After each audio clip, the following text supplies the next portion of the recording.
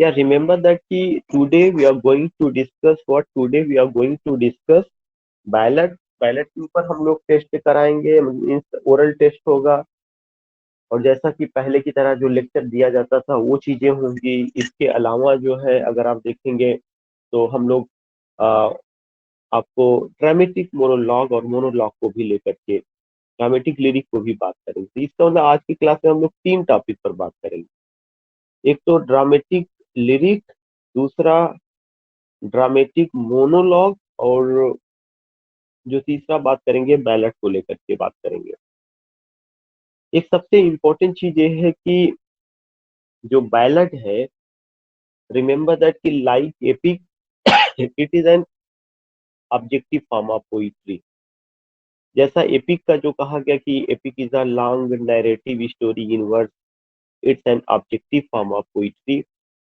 In the same way ballad is also an objective form of poetry, but remember that कि जो definition है ballot का कि ballot is a short narrative story in work. Ballot के लिए क्या कहा जाता है कि ballot is a short narrative story in work. जो बैलेट है यह एक छोटी सी कहानी है। और कौन सी कहानी है कि it's a short narrative story in work. ये वर्ड ये चीज आपको ध्यान में रखना है कि जब भी कोई पूछेगा what is ballad, ballad is a short narrative story in verse. और यह कहाँ से आया है? यह जो है वर्ड बैलारे से आया है, BALLARE। बैलारे बैलारे मीन्स होता है मूविंग सॉन्ग और dancing song. And I think बैलारे is perhaps it's a Greek word. मैं थोड़ा सा इसमें अभी क्लियर आपको नहीं कह पा रहा हूँ, लेकिन जो है मुझे लगता है कि इट्स अ ग्रीक वर्ड और ये बैलारे वर्ड से आया हुआ है, जिसका मतलब क्या होता है मूविंग और डांसिंग सॉन्ग। तो दो क्वेश्चन ध्यान में रखना है कि एक तो दो क्या तीन पॉइंट ध्यान में रखना है। एक तो ballad is an objective form of poetry. Number one point कि ballad is an objective form of poetry. Number two कि जो बैलड है यह कहाँ से आया है? यह वर्ड बैलारे से आया है, BALLARE। बैलारे का मतलब क्या है? मूविंग सॉन्ग और डांसिंग सॉन्ग। दूसरा चीज जो है अगर देखा जाएगा कि नेक्स्ट पॉइंट की ballad is a short narrative story in verse.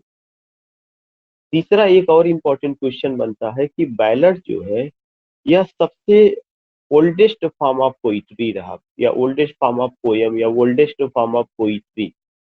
अगर देखा जाए तो जितनी भी पोयम की जो भी फॉर्म्स हैं उन सब में से यह सबसे ओल्डेस्ट फॉर्म रहा है। और you will come to know कि यह इतना ओल्डेस्ट है कि ओल्डर देन चौसठ, चौसठ से भी पहले लोग बैलेड वगैरह लिखा करते थे। जबकि ये कहा जाता है कि पोइट्री जो शुरू होती वह कब से शुरू होती? पोइट्री जो शुरू होती वह चौसठ के आने से ही इंग्लिश पोइट्री शुरू होती है। But you will come to know कि यह उनसे पहले भी लिखा गया था।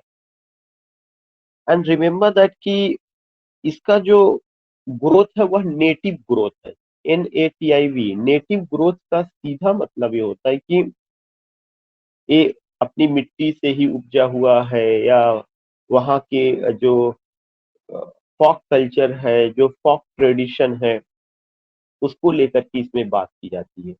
तो इसका जो ग्रोथ है वह क्या है? नेटिव ग्रोथ है। ये चीज हमें ध्यान में रखना है। एंड रिमेम्बर दैट कि it was sung from village to village. यह ज्यादातर एक गांव से दूसरे गांव में लोग जो पहले ओरल फॉर्म में होता था, और लोग इसको they have learn it by heart and transmitted it from generation to generation. जैसे कि अगर आपको याद होगा ट्रेडिशनल एपिक जैसा होता था, ऐसे ही बैलेड भी क्या था? ओरल फॉर्म में था। And it was learn by heart transmitted from generation to generation. मौखिक रूप से लोग इसको याद कर लेते थे और उसको गाते थे from one village to another village. और एक साथ ही साथ उसके साथ एक म्यूजिकल इंस्ट्रूमेंट लिए रहते जिसको हार्प कहा जाता था, HARP। तो अगर आपको याद होगा, या अगर एक क्वेश्चन पूछा जाता है कि हार्प क्या है, तो harp is a musical instrument. यह म्यूजिकल इंस्ट्रूमेंट है जिसका यूज वो सारे लोग करते थे जो from one village to another village they had gone.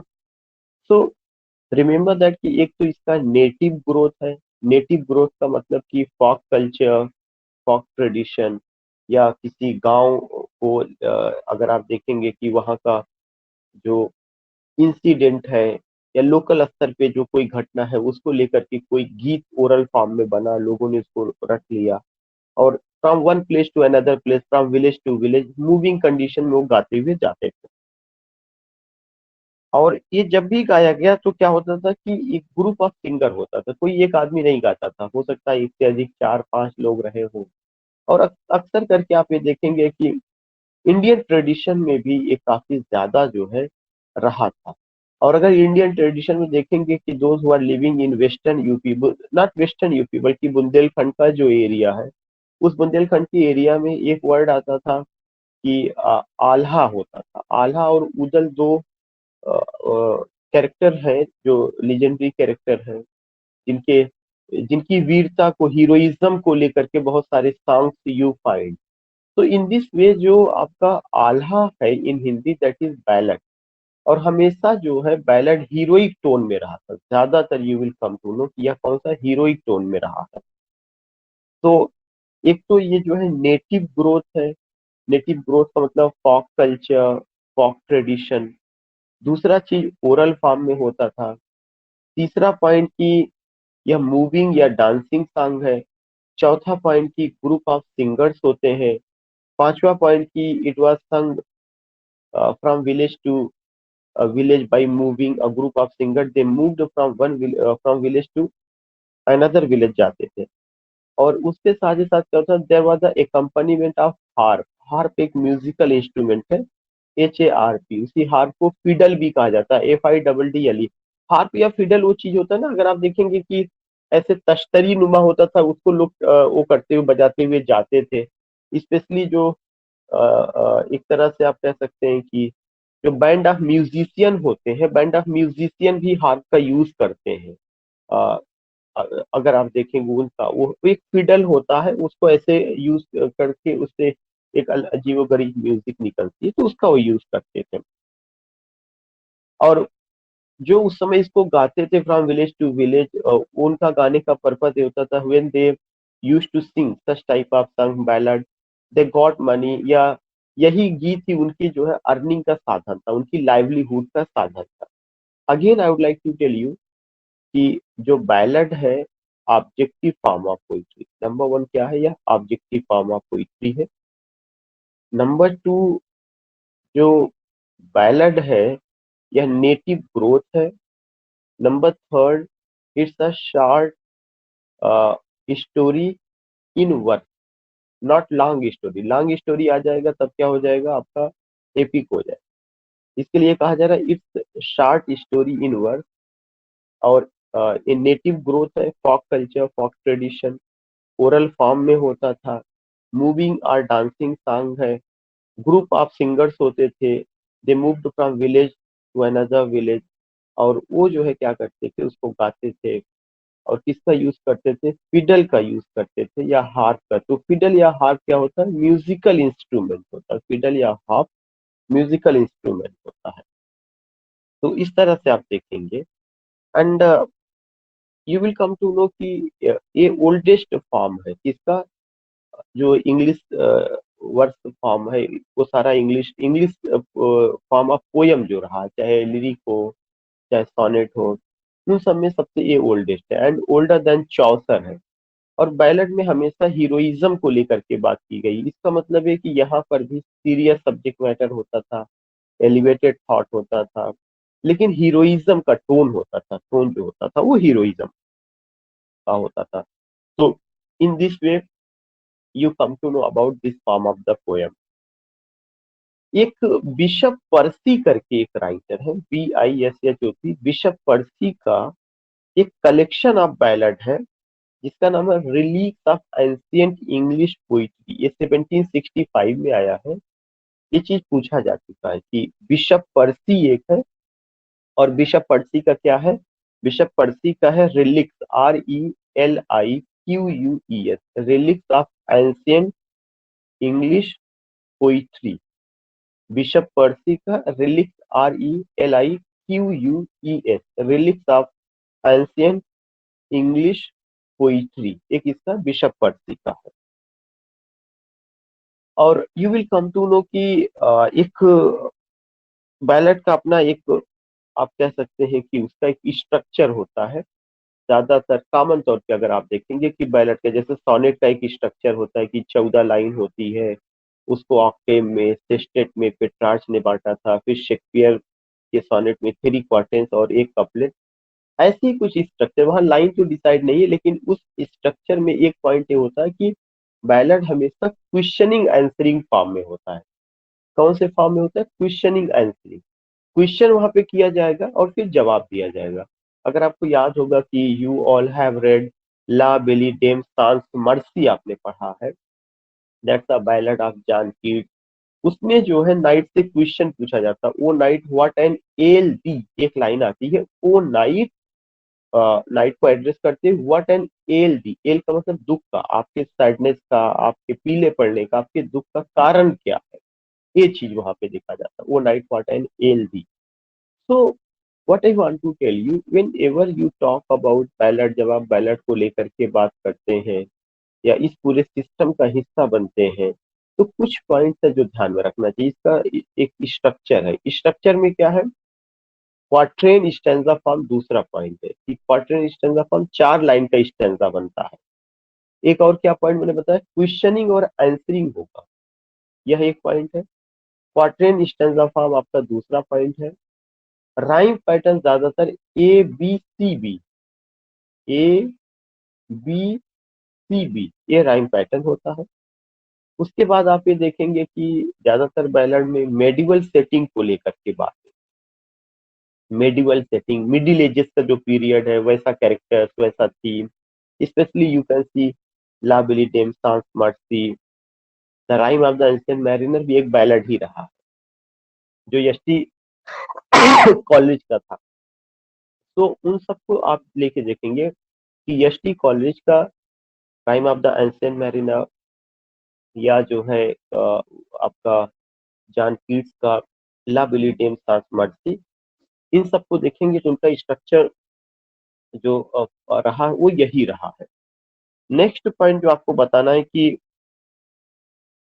इसके अलावा या इसमें सडन स्टार्टिंग होता है, एब्रप्ट स्टार्टिंग उसको कहा जाता है। कोई ऐसा बैकग्राउंड नहीं बनाया जाता, डायरेक्ट स्टार्टिंग होती है कि जैसे अगर आप देखेंगे La Belle Dame sans Merci में the poet ask the question what an ail thee, तुम्हारे दुख का कारण क्या, तो he doesn't make any background की there is the knight is in, you can say her cheek is faded, her lips are dried. No, not at. Yeah, his lips are dried. No, not at. You don't find such a thing.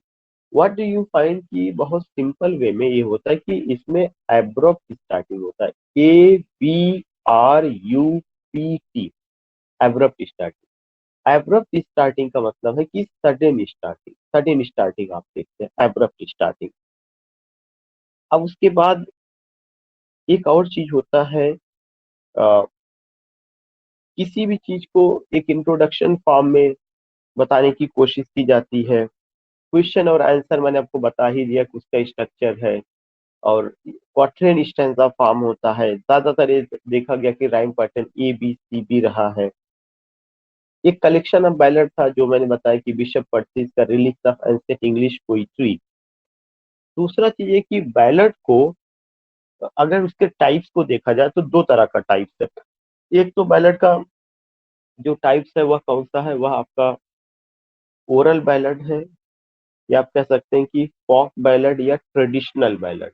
Oral ballad, folk ballad और traditional ballad, जो native growth हुआ है, जो पहले से लोगों की जुबान पर एग्जिस्ट करता है। The people use to sing that ballad but that was not in written form, लेकिन वह रिटन फॉर्म में नहीं था। तो बैलेट का एक टाइप क्या है, ओरल बैलेट, ट्रेडिशनल बैलेट और folk ballad, FOLK, folk ballad. दूसरा जो टाइप था, और उसी को बैलेट ऑफ ग्रोथ भी कहा जाता है। बैलेट ऑफ ग्रोथ का मतलब कि वक्त के साथ साथ वो कैसे डेवलप उसका हुआ। या ऑथेंटिक बैलेट, उसके आथर के बारे में नहीं पता रहता कि किसने लिखा, किसका आथर कौन था, बाद में इसका एक रिटन शेप देखने को मिलता है, वो चीज होता है। शादाब ने कहा कि मेरी आवाज ब्रेक हो रही, क्या सबको आवाज ब्रेक हो रही है? यस सर, आ कैन रही एनीवन? है। Voice is clear. Okay okay, इसका मतलब आ रही भाई। उनके एरिया में नेटवर्किंग इशू होगा। So what I want to tell you कि whenever you talk about ballad का, तो बैलेट का एक सिस्टम है, एक उसका स्ट्रक्चर है। उस स्ट्रक्चर में मैंने आपको बताया कि क्वेश्चनिंग आंसरिंग फॉर्म होगा, क्वाट्रेन स्टैंजा फॉर्म होगा। ज्यादातर देखा गया rhyme pattern A B C B रहा है, और एब्रप्ट स्टार्टिंग है, इंट्रोडक्टरी फॉर्म में होता है। All these things you find. उसके अलावा एक चीज और मैंने बताया कि बैलेट दो तरह से है। एक आपका ट्रेडिशनल बैलेट, उसी को folk ballad, oral ballad, ballad of growth है, ऑथेंटिक बैलेट है, ये चीजें होती हैं। तो ये जो जितना नाम दिया गया कि ऑथेंटिक बैलेट है, बैलेट ऑफ ग्रोथ है, इसके आथर का पता नहीं होता कि हु रोट दैट पोयम। वह ओरल फॉर्म में होता है। It was learn by the person, by the people, transmitted from generation to generation. वही वो लोग गाते थे एक प्लेस से दूसरी प्लेस पे जाकर के, इसीलिए कहा गया कि it was a moving song और डांसिंग सॉन्ग। ऐसा नहीं कि एक जगह रुक गए और वहीं पर ही रह रहे, नो, उसको गाते गाते एक जगह से दूसरी जगह चले जाते थे। जो बंजारे किस्म के लोग होते थे उनके बीच में ये चीज प्रचलित थी। मिंस्ट्रेल उनको कहा जाता था, MINSTREL, minstrel, gypsies. And you will come to know कि उसके बाद वो फिडल का यूज करते थे, जो म्यूजिकल इंस्ट्रूमेंट था। तो एक moving song, dancing song, fiddle का यूज करना, ओरल फॉर्म में होना, और उसका नाम the ballad of growth, authentic ballad, ये पहले से एग्जिस्ट करता था, लेकिन आथर के बारे में जानकारी नहीं होती थी, who is the author of such type of ballad. दूसरा बैलेड है लिटरेरी बैलेड। लिटरेरी बैलेड जो होता है, जैसा लिटरेरी एपिक होता था कि वह इंडिविजुअल क्राफ्टमैनशिप होता है, ऐसे ही लिटरेरी बैलेड में इंडिविजुअल क्राफ्टमैनशिप होता है। वह आथर के दिमाग की उपज होती है। आथर उसको इन्वेंट करता है, वह उसके दिमाग की उपज होगी। यह चीज किसकी खासियत है? यह चीज जो है लिटरेरी बैलेड की खासियत है। So you will come to know कि जो लिटरेरी बैलेड है या बैलेड ऑफ आर्ट है, दीज थिंग्स यू फाइंड, ये एक इम्पॉर्टेंट चीज है। और लिटरेरी बैलेड के में जो होगा, उसके आथर का पता होगा, उसमें इंडिविजुअल क्राफ्टमैनशिप होगा। जैसे ला बेली डेम सांस मर्सी किसने लिखा? जॉन कीट्स ने लिखा। इसके आथर का लोगों को पता, ये कोई कलेक्शन नहीं बल्कि एक आदमी की रचना है। वो कौन है? जॉन कीट्स है। तो ला Belle Dame sans mercy is an example of what? Is an example of literary ballad. इसके अलावा अगर आप देखेंगे कि rhyme of ancient mariner, Coleridge का, वो भी लिटरेरी बैलेड। लिटरेरी बैलेड, तो लिटरेरी बैलेड वह बैलेड होता है जिसके आथर के बारे में जानकारी हो, जिसमें इंडिविजुअल क्राफ्टमैनशिप हो, जो ऐसा नहीं कि पहले से ही एग्जिस्ट करता है, नो, जब उसको लिखा गया किसी आथर के द्वारा तभी वह एग्जिस्ट किया, ये चीज रहा। और WH हडसन जो क्रिटिक भी है, हिस्टोरियन भी है, उन्होंने लिखा कि जो लिटरेरी बैलेड है, यह क्या है? Literary development of the traditional form. जो बैलेड का ट्रेडिशनल फॉर्म है उसी का डेवलपमेंट है, उसी का डेवलपमेंट है। तो literary ballad is the development of the traditional form, या ट्रेडिशनल फॉर्म का डेवलपमेंट। यह जो है जेन्युइन है, having grown up naturally between primitive race, such a thing कि जो हमारा प्रिमिटिव कल्चर, फॉक कल्चर जो बताया गया, फॉक ट्रेडिशन बताया गया, उसी के बीच में जो है बैलेड आया। वह ओरल फॉर्म में भी आया और फिर बाद में जो है रिटन फॉर्म में भी आया। तो रिटन जो बैलेट था उस बैलेट को लिटरेरी बैलेट कह दिया गया, जो ओरल फॉर्म में था उसको बैलेट ऑफ ग्रोथ कहा गया, ऑथेंटिक बैलेट कहा गया, फॉक बैलेट कहा गया। All these things we find. कुछ बैलेट हैं जो कि काफी इंपॉर्टेंट है, खास करके उसका अपना एक लिस्ट दिया गया है। वो चीज अपनी जगह है। चेवी चेज है, द वाइफ ऑफ अशर सिवेल है, सर पैट्रिक स्पेंस है। All these things you find. उसके बाद जो है लिटरेरी बैलेट में आपका वाल्टर स्कॉट का ईव ऑफ सेंट जॉन है, कॉलरिज का rhyme of the Ancient mariner है, कीट्स का ला बेली डेम सांस मर्सी। मतलब जिसके आथर का पता हो वो लिटरेरी बैलेट है। फिर एक और चीज बताया गया था कि मॉक बैलेट होता है। मॉक बैलेट में ये बताया गया कि इसमें कॉमिक थीम का यूज किया जाता है। जैसे आपको याद होगा मॉक एपिक था, ऐसे ही बैलेट का भी एक डुप्लीकेट तैयार किया गया या उसका पैरोडी तैयार किया गया और उसको क्या कहा गया, मॉक बैलेट कहा। तो मॉक जो बैलेट है ये क्या है, mock ballot is the parody of ballot, ballot का यह पैरोडी। जैसे आपको ये पता है कि जो मॉक बैलेट है, अब उसका नाम से ही पता चला, मॉक अगर वर्ड आया हुआ है तो ridiculous atmosphere, satiric atmosphere, ironical situation, उन सब चीजों को लेकर के उसका जिक्र होता है। तो ये चीजें किसमें होती है, मॉक बैलेट में होती है। और कॉमिक थीम होगा लेकिन प्रेजेंटेशन जो होगा वह काफी सीरियस होगा, दीज थिंग्स यू फाइंड। उसके अलावा you will come to know कि एक काउपर करके, काउपर एक पोएट थे, काउपर का एक जॉन गिल्पिन एक बैलेट है जो मॉक बैलेट का एग्जांपल है। Cowper John Gilpin is an example of mock ballad. फिर एक वर्ड और आता है कि broadside ballad. Broadside ballad एक साइड में प्रिंटेड होता था, एक साइड में प्रिंटेड नहीं होता था। तो broadside ballad is a ballad that was printed on one side, एक साइड ही प्रिंटेड होता था सिंगल सीट पे। जैसे हम लोग कोई कॉपी ले और उसका पेज हो तो एक साइड पेज पर जो है हो सकता है कि राइट साइड में प्रिंटेड हो, लेफ्ट साइड में ना प्रिंटेड हो। तो इस तरह का जो बैलेट लिखा गया उसको क्या कहा गया, ब्रॉड साइड बैलेट कहा गया। प्रिंटेड ओनली वन साइड, ये चीज आपको ध्यान में रखना है। बहुत सिंपल सा है कि जो ब्रॉड साइड बैलेट है वन साइड प्रिंटेड होता था। मॉक बैलेट में ridiculous atmosphere, minor subject matter, पेटी इशूज, लेकिन उसका जो treatment of the subject matter था वह काफी सीरियस होता है। लिटरेरी बैलेट में आथर का पता होता है, आथर के का इंडिविजुअल क्राफ्टमैनशिप, उसका इन्वेंशन, उसकी चीजें नजर आती हैं। अब उसके बाद आप देखेंगे कि कुछ जो है सिचुएशंस को लेकर के बात की जाती है। जैसे जो आपका इधर जो आपको बताया गया कि ब्रॉड साइड बैलेट होता है, ब्रॉड साइड बैलेट में हमेशा करंट सिचुएशन को लेकर के बात होती है, कंटेम्प्रेरी कंडीशन को लेकर के बात होती है। जो भी चाहे वो पॉलिटिकल इशू होगा या कोई और चीजें जिसमें हीरोइज्म को जगह दिया जा सके, तो हमेशा जो है क्या होता है, करंट सिचुएशन को लेकर के, उसको लेकर के बात होती है।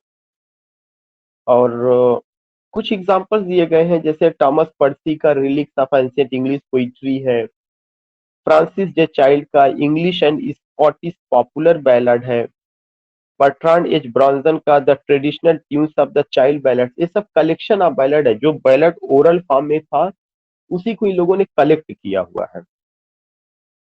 The nut brown maid medieval ballad है, इसके आथर का पता नहीं। चेवी चेज मेडिवल बैलड है, इसके आथर का पता नहीं है। टेनिसंस का लेडी ऑफ शाइलॉट, ये इंपॉर्टेंट है, टेनिसंस का लेडी ऑफ शाइलॉट एक बैलड है। रोसिटी का सिस्टर हेलेन, रोसिटी का सिस्टर हेलेन बैलड। तो मैंने आपको बताया कि there are so many example जिसमें सिस्टर हेलेन डीजी रोसिटी का है, लेडी ऑफ शाइलॉट टेनिसन का है, चेवी चेज मेडिवल बैलड है, the nut brown medieval ballad है, थॉमस पर्सी का reliques of ancient English poetry जो collection of ballad oral ballad का एग्जांपल है, फ्रांसिस जी चाइल्ड का English and Scottish popular ballad है, ये भी कलेक्शन ऑफ बैलड या ओरल बैलड है। बर्ट्रांड एच ब्रॉन्सन का ये भी कलेक्शन ऑफ बैलड है, ये भी ओरल बैलड का एग्जांपल है। या folk ballad or traditional ballad या ballad of growth, growth or authentic ballad. तो in this way you come to know about what, in this way you come to know about ballad क्या है, उसके types क्या होते हैं। Types को मैं फिर से एक बार बता दे रहा हूँ। टाइप्स में एक तो आपको ये बताया गया कि ऑथेंटिक बैलड या बैलड ऑफ ग्रोथ और फॉक बैलड और ट्रेडिशनल बैलड, जो ओरल फॉर्म में होता था उसके आथर का पता नहीं होता। एक दूसरा लिटरेरी बैलड है जिसके आथर का पता है, इंडिविजुअल क्राफ्टमैनशिप है और वह उसके दिमाग की उपज होती है, वह रिटन फॉर्म में होता था बात उसको। एक आपका मॉक बैलड है। मॉक बैलड में आपको नाम से ही लग रहा है कि मॉक का मतलब पेटी issues, minor subject matter, ridiculous atmosphere, thematically. लेकिन अगर देखेंगे कि उसका ट्रीटमेंट क्या होता था, काफी गंभीर होता था, ट्रीटमेंट काफी बेहतर होता था उस बैलड का। उसके बाद एक आपको क्या आता है, ब्रॉड साइड बैलड आता है। Broadside ballad one side printed होता था, उसको लेकर के जिक्र किया गया और करंट इश्यूज को डील करता था। Broadside ballad one side printed होता था और किसको लेकर के डील करता था, करंट इश्यूज को लेकर के डील करता था। फिर मैंने तमाम आपको एग्जांपल्स बताए, उनमें से एक एग्जांपल ये बताया गया कि जो आपका मॉक बैलेट था, मॉक बैलेट में कूपर्स का जॉन गिलपिन, मॉक बैलेट में एक एग्जांपल है कूपर्स का जॉन गिलपिन, यह एक एग्जांपल मैंने आपको बताया। आज this things you come to. फिर मैंने कहा था कि मैं थोड़ा सा इस सेक्शन पे और बात करूंगा जिसमें ड्रामेटिक लिरिक या ड्रामेटिक मोनोलॉग भी है। एक बार मैंने उस पर बात किया था, लेकिन मैं हल्का ऐसे ही आपको बता दे रहा हूँ कि जो ड्रामेटिक मोनोलॉग है, it became popular in the hand of whom, in the hand of Robert browning. Robert browning काफी बड़े राइटर हैं, विक्टोरियन एज के ऑप्टिमिस्टिक राइटर हैं, जिन्होंने ड्रामेटिक मोनोलॉग को खूबसूरत ढंग से लिखा, सजाया, संवारा। तो एक उनको क्रेडिट दिया जाता है। और क्वेश्चन कभी कभी ये पूछा जाता है, हु मेड इट पॉपुलर। तो रॉबर्ट ब्राउनिंग मेड पॉपुलर किसको, ड्रामेटिक मोनोलॉग। अब सवाल ये उठता है कि ड्रामेटिक मोनोलॉग होता क्या है। ड्रामेटिक मोनोलॉग भी ऑब्जेक्टिव फॉर्म ऑफ पोइट्री है, लेकिन इसमें क्या होता है कि एक पूरी पोयम में there will be only one speaker. पूरी पोयम में एक स्पीकर होगा और वह जो स्पीकर होगा पोएट नहीं होगा। ड्रामेटिक मोनोलॉग में you find there is only one speaker, और वह जो स्पीकर होगा वह पोएट नहीं होगा, बल्कि कौन स्पीक करेगा, you will come to know. जो स्पीकर होगा वह कोई थर्ड पर्सन होगा या सेकेंड पर्सन होगा, इधर यू होगा और ही होगा, कोई second pronoun, second person pronoun या थर्ड पर्सन प्रोनाउन का यूज कौन करता, पोएट करता अपनी बात को रखने के लिए। वही स्पीक करेगा और लोग साइलेंट होंगे और भी कैरेक्टर्स होंगे, but they will remain silent, they will not speak even a single word. You can see the presence of listener when the speaker speaks. And who is the speaker? The speaker is any third person or second person. इसका एक खूबसूरत example कौन सा है, Robert Browning का ही माई last duchess. इसके अलावा उन्हीं का ही है एंड्रिया डेल सार्टो है, उन्हीं का ही है the bishop order his tomb. ये सब उनके अपने एग्जाम्पल्स हैं। और अगर आपने देखा होगा टेनिसन का एक बैलेट है जिसका नाम है यूलिसिस। यूलिसिस वो भी जो, सॉरी मैं बैलेट कर रहा हूँ, ड्रामेटिक मोनोलॉग, ड्रामेटिक मोनोलॉग है। टेनिसन का एक ड्रामेटिक मोनोलॉग है जिसका नाम यूलिसिस है।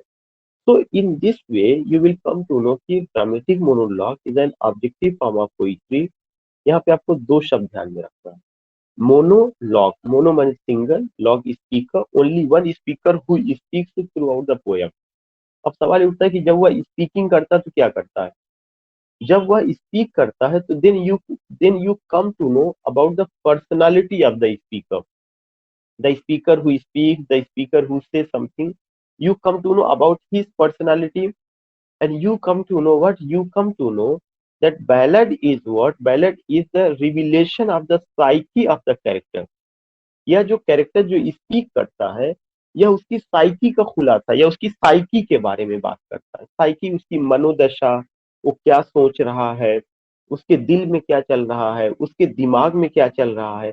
ये सब चीजें आप कहाँ पर देखते हैं, ये सब चीजें आप जो है ड्रामेटिक मोनोलॉग में देखते हैं। इसी से थोड़ा सा हट करके आपका ड्रामेटिक लिरिक है। ड्रामेटिक लिरिक और ड्रामेटिक मोनोलॉग में केवल एक फर्क है कि ड्रामेटिक लिरिक में जो स्पीकर है वह पोएट नहीं है, बल्कि जो स्पीकर होगा, सॉरी, ड्रामेटिक लिरिक में जो स्पीकर है वह सेकेंड पर्सन नहीं है बल्कि पोएट है। स्पीकर कौन है, पोएट है। तो एक पॉइंट ये ध्यान में रखना है कि who is the speaker is the poet in dramatic lyric. वहां पे कोई सेकंड पर्सन नहीं होगा, वहां पे कोई थर्ड पर्सन नहीं होगा, इसीलिए उसका नाम ड्रामेटिक लिरिक रखा गया। बाकी सारी कैरेक्टरिस्टिक्स थी, पोएट अकेले स्पीक करेगा और कैरेक्टर्स लिसनिंग का काम करेंगे। तो अगर आपको ध्यान में होगा कि वर्ड्सवर्थ का टिंटन अवे, ये चीज पूछा जा चुका है, वर्ड्सवर्थ का जो टिंटन अवे है, it's an example of dramatic lyrics, क्योंकि उसमें स्पीकिंग का काम कौन करते हैं, वर्ड्सवर्थ खुद करते हैं। और उनकी सिस्टर जो है डोरोथी वर्ड्सवर्थ, वह जो है लिसनर का काम करती है। तो ये चीजें मैंने आपको बताया। इसी से मिलता जुलता एक और पोयम का फॉर्म होता है इंटीरियर मोनोलॉग। इंटीरियर मोनोलॉग जैसा नाम से ही पता चल रहा है, इंटीरियर मोनोलॉग वो होता है जिसमें केवल और केवल अंदर की मनोदशा ही बताई जाएगी, इंटीरियर की एक आदमी के दिल और दिमाग में क्या चल रहा है। अगर उस मनोदशा को, उस कंडीशन को ही केवल प्रेजेंट किया जाएगा, तब उसको क्या कहा जाएगा, इंटीरियर मोनोलॉग। और इसका एक एग्जांपल क्या है, टी एस एलियट का love song of J Alfred proof का। अगर कभी भी आता है कि love song of J Alfred proof का क्या है, वह इंटीरियर मोनोलॉग का एग्जांपल है। टिंटन अवे किसका एग्जांपल है, ड्रामेटिक लिरिक का एग्जांपल है। माई लास्ट डचेस किसका एग्जांपल है, ड्रामेटिक मोनोलॉग का। माई लास्ट डचेस किसमें लिखा गया है, रन ऑन हीरोइक कपलेट में। ये चीज पूछा जा चुका है, माई लास्ट डचेस किसमें लिखा गया है, रन ऑन हीरोइक कपलेट, वो हीरोइक कपलेट में लिखा गया है। ये भी चीज पूछा जा चुका है कि ड्यूक का फेमिनिन क्या है, ड्यूक का फेमिनिन डचेस है, ड्यूक का फेमिनिन आपका डचेस है। तो these are the common points which I discussed with you. Now it's time to take some questions, उसके बाद मैं कंक्लूड करूंगा आज के सेशन को। सबसे पहले तो मैं बरखा जी से जानना चाहूंगा, बरखा जी, यूलिसिस किसने लिखा। Sir Tennyson. यूलिसिस। हेलो, जी आवाज आ रही है सर? आ रही है। जी, सर टेनिशन ने यूलिस लिखा है, टेनिसन। जी। टेनिशन ने लिखा है। ये किसका एग्जाम्पल है, ड्रामेटिक मोनोलॉग का। Okay, dramatic monologue. Mamta ji. जी, मैं आपसे एक पूछ रहा हूँ, हाँ, वो म्यूट कर लीजिए। ममता जी, एक लाइन है, to follow knowledge like a sinking star beyond the utmost bound of human thought. ये कहाँ से लिया गया है Mamta, to follow knowledge like a,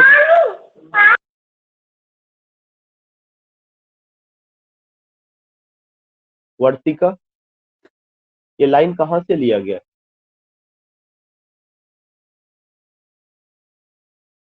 वर्तिका, आवाज जा रही है?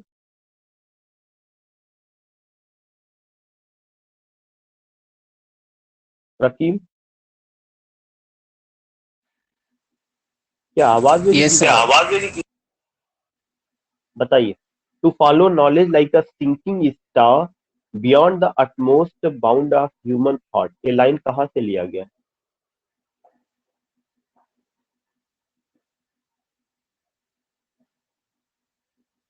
ये लाइन यूलिसिस से लिया गया है, ये सबको लर्न कर लीजिएगा कि to follow knowledge like a sinking star, हमें ज्ञान को डूबते हुए सितारे की तरह फॉलो करना चाहिए, ज्ञान का अनुसरण करना चाहिए। To follow knowledge like a sinking star beyond the utmost bound of human thought, और ऐसी चीजों के बारे में बात करना चाहिए जो लगे कि ह्यूमन थॉट से परे है, जिसके बारे में लोगों ने सोचा नहीं, बताया नहीं है। तो ये लाइन कहाँ से ली गई है, these line have been taken from Tennyson's Ulysses लिया गया। आदित्य जी का भी आया है उत्तर, या इसके अलावा मैं शीतल जी से जानना चाहूंगा कि शीतल जी, एक माई लास्ट डचेस जो पोयम है, in that poem you find that there is a duke, एक ड्यूक है, वह किस में लिखा गया है, वह ब्लैंक वर्स में है, हीरोइक कपलेट में है, या फ्री वर्स में? जी सर। सर हीरोइक कपलेट में। हीरोइक कपलेट में कौन सा, क्लोज हीरोइक कपलेट या run on? Sir run out. Run on, ठीक है, रन ऑन हीरोइक कपलेट में। दूसरा चीज मैं आपसे आपसे ही शीतल जी जानना चाहूंगा कि जो वहाँ का ड्यूक है, वह सिनिस्टर है, हॉटी है, स्टबर्न है, और वह अपनी जो उसकी लास्ट डचेस है उसको किल करा देता है, उसका मर्डर करा देता है। एंड वह एक इटालियन रिनेशा ड्यूक है, इटालियन रिनेशा ड्यूक को लेकर के बात की गई है। उसमें जो है एक नेपच्यून गॉडेस है, उनका जो है जिक्र किया गया है, और एक पेंटर का जिक्र किया गया है। उस पेंटर का क्या नाम है, इमेजिनेटिव पेंटर है जिसने उस लास्ट डचेस की तस्वीर बनाई। सर याद था, अब नहीं याद है सर। उनका नाम है फ्रा पैंडॉल। ये चीजें जो डिस्कस हो रहा है ये आप नोट कर लीजिएगा, लोग जो लोग भी है, फ्रा पैंडॉल उनका नाम। विनोद कुमार जी, टिंटन अबे किसका एग्जाम्पल है, टिंटन अबे जो है आपका Is it the example of dramatic monologue or dramatic lyric?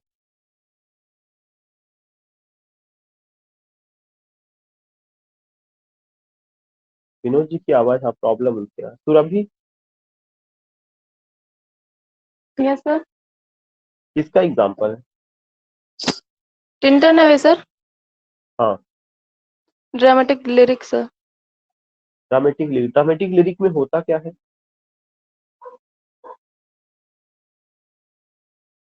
What do you find in dramatic lyric? Sir single speaker. तो स्पीकर होगा कौन? पोएट खुद। पोएट खुद होगा। First person sir. ठीक। अच्छा ठीक है, और जो टिंटन अबे उसमें लिसनर का काम कौन करता है? Sir Dorothy. डोरथी, ठीक है। अंबिका जो टिंटन अबे है उसमें जो है एक वाई जिक्र है, WYE। वाई क्या है? एक रिवर है, बर्ड है, एनिमल है, क्या है WYE? सर रिवर है। ठीक है, river. Okay Sikandar, dramatic monologue और ड्रामेटिक लिरिक में क्या डिफरेंस है Sikandar? What is the difference between dramatic monologue and dramatic lyric? Sir dramatic lyrics में पोइट जो है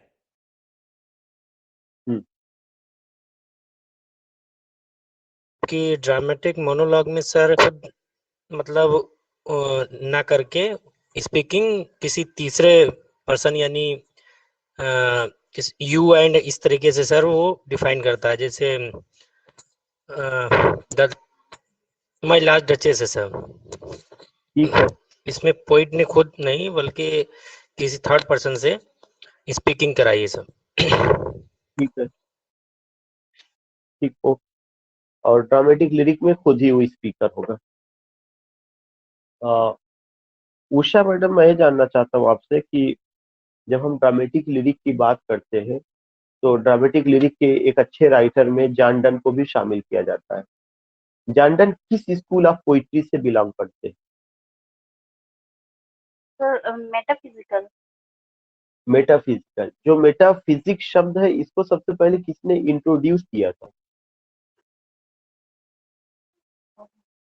सर याद जॉन था ड्राइडन, ऑप्शन। जॉन ड्राइडन या doctor Samuel Johnson? Sir doctor Samuel Johnson. नहीं मैडम, जब भी क्वेश्चन आएगा किसने इंट्रोड्यूस किया है तो जॉन ड्राइडन, और किसने क्वाइन किया है? Doctor Samuel Johnson. Those who are attending this session they have to note down कि जॉन डन भी अच्छे ड्रामेटिक लिरिक लिखे हैं। वो मेटाफिजिकल स्कूल ऑफ पोइट्री से बिलोंग करते हैं। मेटाफिजिक्स शब्द को जॉन ड्राइडन ने इंट्रोड्यूस किया और डॉक्टर सैमुअल जॉनसन ने उसे क्वाइन किया। मैं सोनिया जी से जानना चाहूंगा कि सोनिया जी, इंटीरियर मोनोलॉग क्या होता है और उसका एग्जाम्पल क्या है? What is interior monologue? Sonia. जी सर, जी सर। हाँ सर इंटीरियर मोनोलॉग में सर जो पोइट होता है सर उसके जो दिल दिमाग की जो मनोदशा होती है अंदर की वो दिखाई जाती है। ठीक एंड है, सर इसका एग्जाम्पल टीएस इलियट का लव सॉन्ग ऑफ। ये अल्फ्रेड प्रूफराफ, जी love song of Alfred Prufrock. ठीक है। सारिका मैडम, क्या आप टीएस एलियट का जो कैरेक्टर है प्रूफराफ और जो हैमलेट है उन दोनों के बीच में आपको कोई सिमिलरिटी नजर आती है या दोनों की थीम एक जैसी है? Do you find similarity between Hamlet and Prufrock? Actually sir मुझे पोएम का थीम नहीं याद है, so I can't define. Okay, Pratima yes sir. क्या है? सॉरी सर, थीम याद नहीं है अभी। दोनों में एक सिमिलरिटी है, वो सिमिलरिटी है डिले इन एक्शन। प्रूफराग भी चीजों को डिले करते हैं और हैमलेट में हैमलेट भी डिले करते हैं, डिले इन एक्शन। ये सिमिलरिटी है, चीजों को टालना, एवॉइड करना, जिसको प्रोकास्टिनेशन कहा गया। शमामा, Shamama, the canonization, the plea, good morrow, a valediction, forbidding morning, go and catch the falling star, death shall not be proud, holy sonnets, ये सब किसका पोयम? एक ही आदमी का है, बस नाम तुम्हें बताना है। a valediction, forbidding morning तो पढ़े होंगे, मुझे जहाँ तक याद है सब पढ़े होंगे। सॉरी सर, हाँ, नहीं समझ आ रहा है। Sonali madam, John Donne.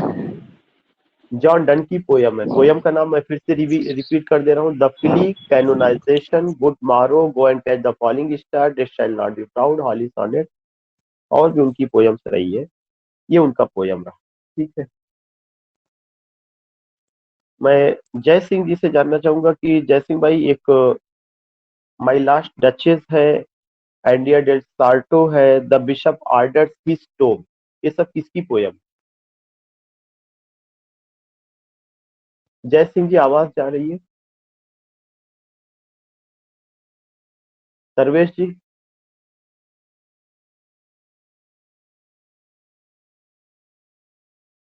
Vinod भाई, शादाब,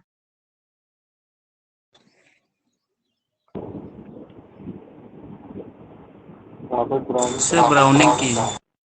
रॉबर्ट ब्राउनिंग की पोयम। ओ, रॉबर्ट ब्राउनिंग की पोयम है। ठीक है, मैं फिर से बता दे रहा हूँ, my last duchess, the bishop order his tombs, Andrea del Sarto, the last ride together, Prospice, ये सब जो है रॉबर्ट ब्राउनिंग की पोयम है। मनोज शुक्ला भाई की फैमिली जुड़ी है, मैं उनसे जानना चाहता हूँ कि एक लाइन है, God is in his heaven, all is right with the world, ये किसका statement?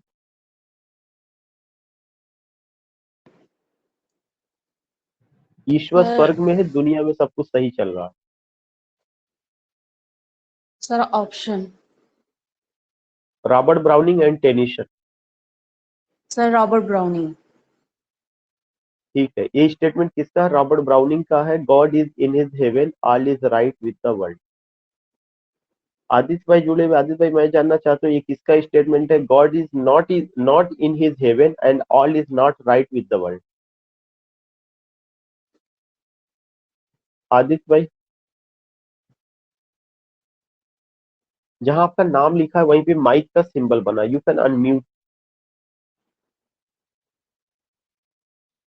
Poonam ji, sir Thomas Hardy. Sir madam Tennyson. जिससे पूछा, ये पूनम जी ही बोल रही ना? Yes sir, Poonam. हाँ, वो जो है जो स्टेटमेंट है वो जो है, जो आपने पहले कहा था उसी का है, हार्डी का है। God is not in his heaven, all is not right with the world. इसके अलावा किस पोयम का? एक पोयम का नहीं, नॉवेल का हिस्सा है। स्टेटमेंट हार्डी का है, नॉवेल का उन्होंने कहा। सुनील जी, रीजनल नॉवलिस्ट के रूप में कौन फेमस था? कौन सा नॉवल? हम्म रीजनल हम्म याद नहीं आ रहा सर, पढ़ा हुआ है लेकिन याद नहीं आ रहा है। इतना सिंपल सा चीज आप एक अगर कह देते हैं नहीं याद आ रहा, कितनी बार बताया था? थॉमस हार्डी नहीं पता कि रीजनल नॉवलिस्ट के सबसे बड़े नॉवलिस्ट है? वेसेक्स उनका सेटिंग है, far from the madding crowd है, yes under sir. The greenwood tree उनका नॉवेल रहा, मेयर ऑफ कैस्टरब्रिज उनका रहा है, तमाम उनका नॉवल इस तरह से था। Tess of the d'Urbervilles रहा। अ, आदित्य जी, मैं जानना चाहूंगा कि किसने लिखा है lady of Shalott?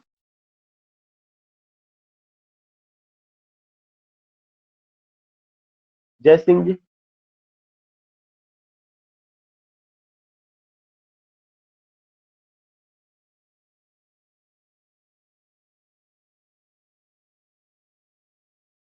Sister Helen किसने लिखा? आप में से कोई भी, लेडी ऑफ शैलॉट किसका है? सर टेनिसन ने लिखा है और सेडी ने सिस्टर हेलन लिखा हुआ है। ठीक है, ठीक है। बाकी most of the things sir I मुझे हैड ये बता गॉट। दीजिए, जो ब्राउनिंग की लाइनें थी, God in heaven always right with the word, these are taken from the Pippa Passes Pippa poem. I passes want to say, know them. Yeah okay yeah okay sir. And Okay, remember sir. that Thank most you. of the things I had taken, you have to go whatever the remaining point आपको केवल repeat करना है, मैं उसको question में नहीं ले सकता हूँ. We will meet tomorrow. कल ड्रामा पर हम लोग बात करें, ड्रामा एक बार थैंक यू सर।